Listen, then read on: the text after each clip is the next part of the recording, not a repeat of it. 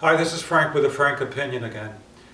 Today I'm giving you my second part of a four-part series on ideas with regard to how to look at the primaries leading up to the November 6th midterm elections, which, as you probably would agree, is the most important election we've ever had. Our country is in a very, very bad place, and it needs to have significant maximum change come November. So in my last video I talked about some ways that I look at candidates, and what I gave were the 9 qualities of a candidate that I look for. Maturity, courage, curiosity, generosity, compassion. My number one, even though the others I mentioned were not listed in any particular order, was humility. Humility because that means to me that the candidate would talk to anyone in or outside of their district, whether they be rich or poor, whether they give to their campaign or volunteer for them or not. They're representing not only their constituency, but everything that they do in Washington actually affects everybody else. So for me, number one is humility. Today, what I want to give you are the issues that are my issues that I look for in a candidate in terms of their supporting courageously and with integrity.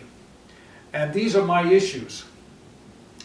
Now, other than the first one, they're not located in a particular issue, that order of priority, but I probably could arrange them that way. But certainly for me, right now, Medicare for all, healthcare coverage, not access, words are important, coverage, robust coverage, from the womb to the tomb. Medicare for all is my number one. If a candidate is for universal Medicare for all, it means to me a lot of things.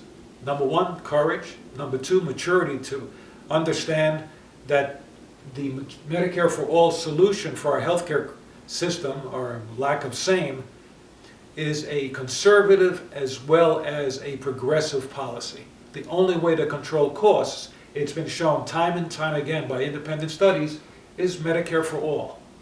They also suggest anybody that cares about people is going to want Medicare for all and not leave 71 million Americans either uninsured or underinsured. Gun control. This is one that even moves me right now, thinking about first graders, adolescents, the numbers of people slaughtered. So in terms of this, what I suggest to you is to have kind of a litmus test. For a litmus test for me for healthcare is Medicare for all. If I see on somebody's website, even if they are projecting themselves as a progressive candidate, and they have words like access, affordable healthcare, as opposed to Medicare for all, I'm not that interested. If they're for gun control, so-called common sense solutions, but they don't have a ban on assault weapons, I'm not that interested. If they're for climate change, but not for alternative energies, not for getting back into the Paris Accords, not working as a leader worldwide in terms of this issue, I'm not that interested. Guaranteed free higher education or the equivalent technical training.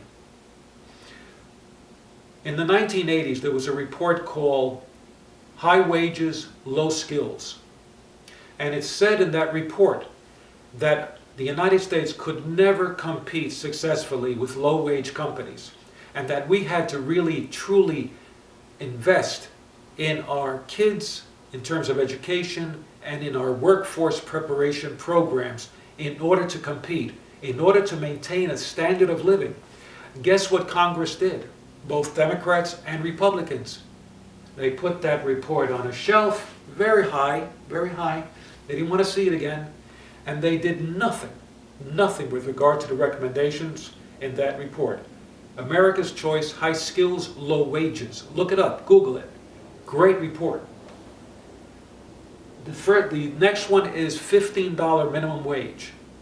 The last minimum wage of $7.25 this coming July was made 9 years ago. It used to be that almost every year or every other year the minimum wage would be raised in small increments to keep up with inflation, to keep up with the cost of living, which is the reason why, since it hasn't been done in so long, that workers' wages have stagnated. We don't feel the fruits of productivity gains as well as stock market gains. And by the way, this is by design.